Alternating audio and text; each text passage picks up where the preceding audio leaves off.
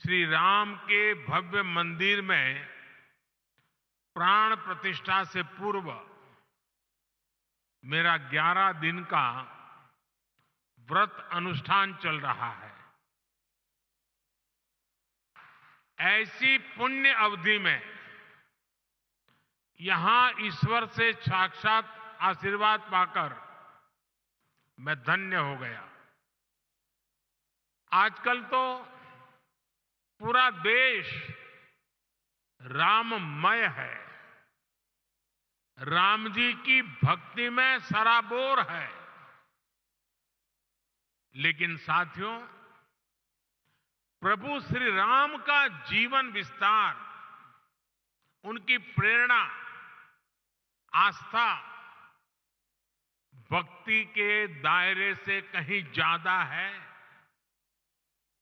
प्रभु Ram governance के, समाज जीवन में सुशासन के ऐसे प्रतीक हैं जो आपके संस्थान के लिए भी बहुत बड़ी प्रेरणा बन सकते हैं।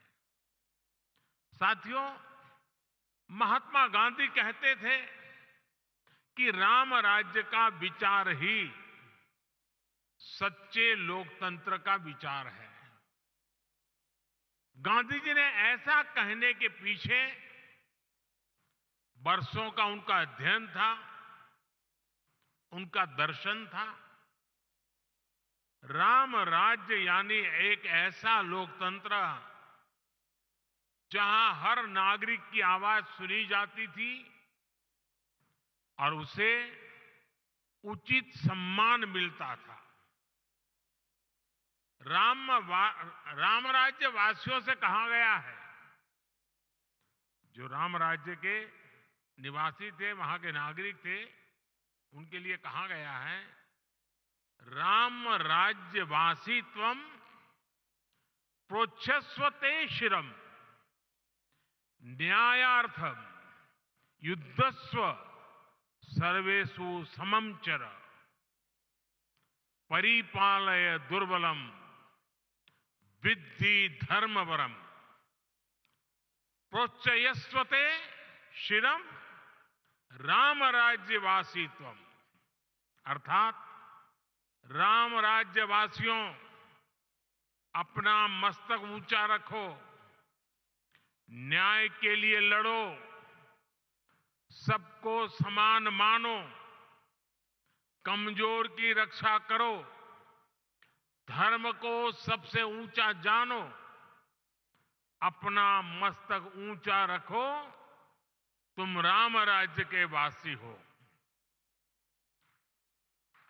राम राज्य सुशासन के इन्हीं 4 स्तंभों पर खड़ा था, जहां सम्मान से, बिना भय के हर कोई सिर ऊंचा करके चल सके, जहां हर नागरिक के साथ समान व्यवहार हो, जहां कमजोर की सुरक्षा हो और जहां धर्म यानी कर्तव्य सर्वोपरि हो। आपका सीधा सरोकार टैक्स व्यवस्था से है। राम राज्य में टैक्स कैसे लिया जाता था, इस पर गोस्वामी तुलसीदास जी ने जो कहा है वो बहुत प्रासंगिक है। गोस्वामी जी तुलसीदास जी कह रहे हैं, बरसत हर्षत लोग सब, करसत लखै न कोई, तुलसी प्रजा सुभागते, भूप भानु सो होई। अर्थात सूर्य पृथ्वी से जल खींचता है और फिर वही जल बादल बनकर वर्षा के रूप में वापस धरती पर आता है, समृद्धि बढ़ाता है। हमारी टैक्स व्यवस्था भी वैसी ही होनी चाहिए।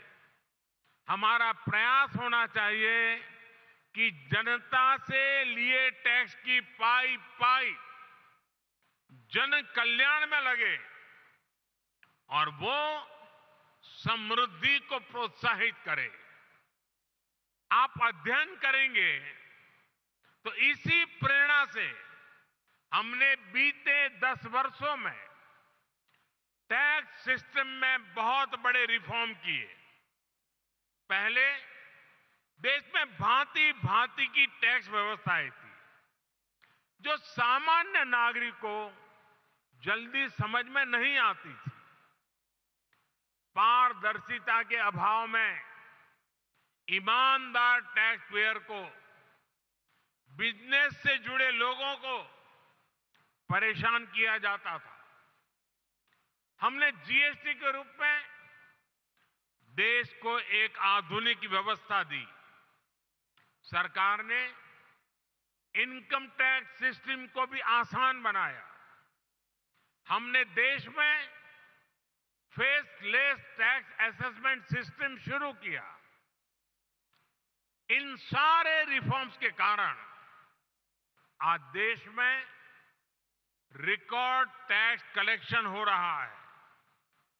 और जब सरकार का टैक्स कलेक्शन बढ़ा है तो सरकार जनता का पैसा विभिन्न योजनाओं के जरिए जनता को लौटा भी रहा है।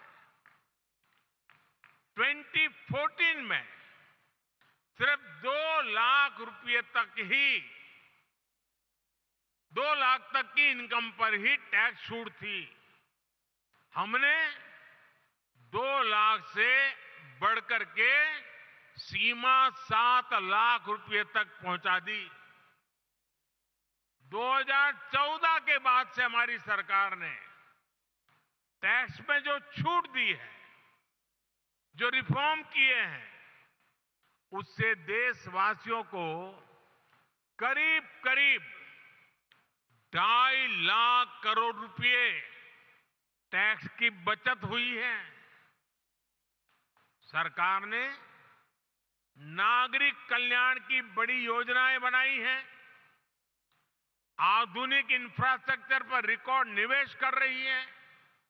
और आप देखिए, आज जब देश का टैक्स पेयर ये देख रहा है कि उसके पैसे का सही इस्तेमाल हो रहा है, वो भी आगे बढ़कर टैक्स देने को तैयार हुआ है।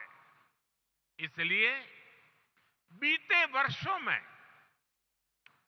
टैक्स देने वालों की संख्या लगातार बढ़ रही है।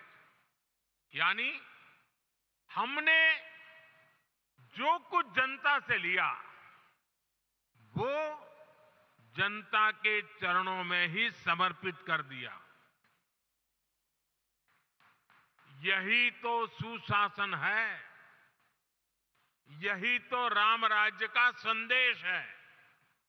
साथियों, कि संसाधनों का ऑप्टिमम यूटिलाइजेशन कैसे हो। अतीत में हमारे यहां